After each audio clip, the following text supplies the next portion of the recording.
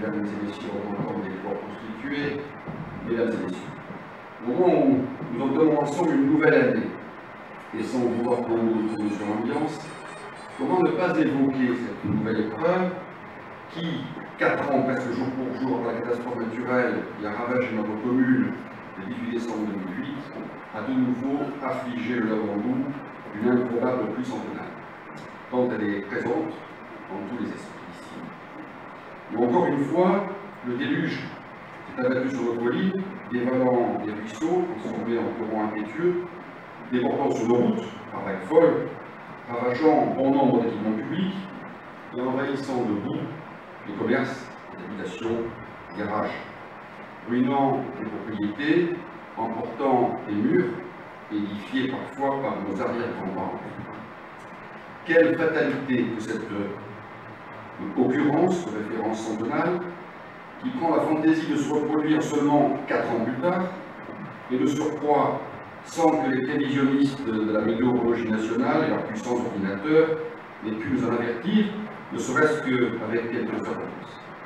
Et quelle lamentation de voir les bâtiments détruits, les efforts qui sont anéantis de le rendre pratique. Et pourquoi? Malgré l'intensité de ce déluge, l'heure tardive de son déclenchement, retenant au foyer la plupart de nos concitoyens, leur a évité de s'exposer à l'impétuosité des flots, comme aux enfants des écoles, de se retrouver confrontés au confinement et à leurs parents, de mettre en angoisse.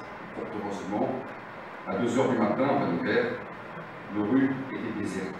Et pourtant, en ce 14 décembre 2012, en dépit d'une inondation résultant de précipitations démesurées, les désordres ont été d'une ampleur sans commune mesure avec ceux de décembre 2008, n'entraînant aucun risque pour la sécurité des personnes et occasionnant des dégâts nettement plus limités que les précédents à intensité de précipitation égale. Et pourtant, la plupart des ouvrages restaurés et recalibrés depuis 4 ans ont tenu, à commencer par les nouvelles protections de la station d'épuration de Cavalière, celle-là même que nous venions tout juste de compléter durant les derniers mois, achevant presque parfaitement le programme des aménagements hydrauliques prioritaires ordonnancés depuis lors. En dépit de l'amertume, déception, de la révolte parfois, l'évidence s'impose au travers d'une seule question. Que serait-il advenu dans cette tempête si nous n'avions pas résolument, méthodiquement et certes coûteusement parachevé le programme d'équipement déterminé par les hydrauliciens? Et encore, que fut-il advenu si d'aventure la foudre n'avait pas neutralisé la sirène communale d'alerte, nous confisquant l'option du mieux qui aurait pu être le pire, en déclenchant un mouvement instinctif vers les garages souterrains pour extraire les véhicules alors que plus de 2,50 m d'eau sont engouffrés en cascade et où d'aucuns auraient risqué la noyade, alors que les dizaines de véhicules endommagés qui s'y trouvaient, parmi les 144 voitures détruites, ne valent pas qu'on expose la vie d'un seul homme. Dans cette adversité, la divine providence, conjuguée aux aménagements réalisés et dont la plupart seront en bonne tenue, d'autant que la mobilisation des secours et la solidarité des agents communaux et du voisinage ont permis de faire front et de tenir bon face aux caprices du temps. Mais cela risque de se reproduire. Je rappelais la menace au conseil municipal 48 heures seulement avant cette nouvelle inondation.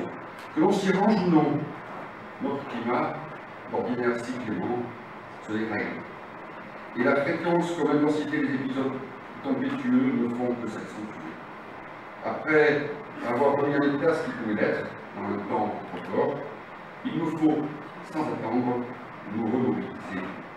Parfaire notre programme de prévention des inondations pour en endiguer les effets, compléter notre plan communal de sauvegarde, instaurer un système local d'alerte téléphonique, que j'ai déjà engagé, remédier coûte que coûte aux submersions récurrentes, en prévision d'un nouvel aléa, et en croisant les doigts pour qu'il nous laisse le temps de souffler un peu. Car suivant les premières estimations, les seules reconstructions d'ouvrages absorberaient la totalité de notre budget annuel de l'investissement et la mise en œuvre du programme CIPI nécessiterait une autre année budgétaire supplémentaire. Vous êtes 2 hectares, chacun d'entre nous a compris qu'il ne faut pas trop comprendre compte tenu des difficultés financières que nous rencontrons.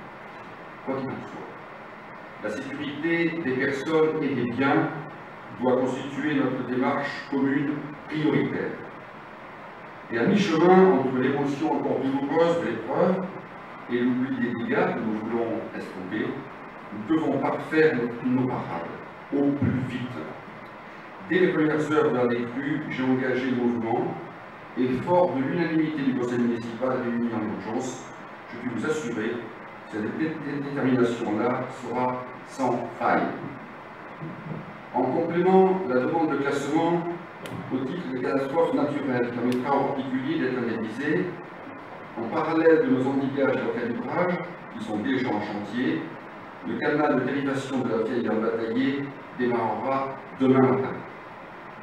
Il mettra peut-être, je l'espère, à l'abri le secteur de la Salamandre et de la rue Vincent-Auriol, si souvent éprouvés. Et quels que soient nos avis personnels sur les sachants, les techniciens ou nos solutions individuelles, nous développerons les programmes préconisés en totalité et sans varier un iota pour réparer le chemin des Marguerites, le boulevard des Triades, ou améliorer le canal d'écoulement des Belles, avec la même obstination, afin que le premier semestre 2013 nous permette de retrouver une sécurité optimale contre ce fléau, dont personne ne peut prédire quand il se manifestera de nouveau. Chaque jour compte, nous en avons conscience. Aussi, malgré les fêtes de Noël, la mise en œuvre des travaux prioritaires au budget de cette année, reformatée par circonstance, a déjà été ordonnancée. Seul le spot de plage du centre aéré, dévolu aux enfants du Lavandou, ne pourra pas être reconstruit. C'est un crève-cœur, quand il s'y trouvait bien, également accueilli grâce à la gentillesse de M. Morel, mais chacun pourra comprendre l'importance des enjeux, la dangerosité avérée de ce site, et il nous faudra trouver une autre solution pour nos jeunes avant l'été prochain. Bien sûr, nous ferons mieux. Ainsi, 2012 est achevé sur un spectacle de désolation. Mais ensemble, nous en relèverons, vite, fièrement, et dans certains, j'en prends l'engagement solennel ce soir devant vous. D'ailleurs, souvenez-vous, le reste de l'année n'avait pas été avare en difficulté. Personne n'a oublié l'explosion du 9 avril dernier, au cours de laquelle 2 pompiers ont été sévèrement brûlés, 6 autres blessés par la déflagration, mais dont nous sommes, pour la plupart d'entre nous, miraculeusement sortis. J'ai eu l'occasion de remettre la médaille d'honneur de la ville, en votre nom, à ces hommes valeureux qui ont tous retrouvé leur pleine capacité. Leur courage mérite toute notre admiration. De nouveau, la Providence a veillé sur nous comme elle fut clémente durant l'été, lors de ces 2 incidents survenus d'abord à la station d'épuration de Cavalière, puis à la stèle intercommunale de Borne, le 15 août. Malgré la gravité des dysfonctionnements, nous avons pu éviter la fermeture de la baignade en plein cœur de l'affluence touristique, ce qui constituait assurément un désastre. Dieu merci, certes, mais aussi grâce à la compétence, à la réactivité de tous les services. L'eau, le feu, le traitement des eaux, précisément, rien ne nous aura été épargné. Il ne reste que la neige. Nous avons d'ailleurs aperçu un 31 juillet, mais avec de large sourire cette fois, et une invasion de criquets prévue pour la semaine prochaine afin que le tableau soit complet.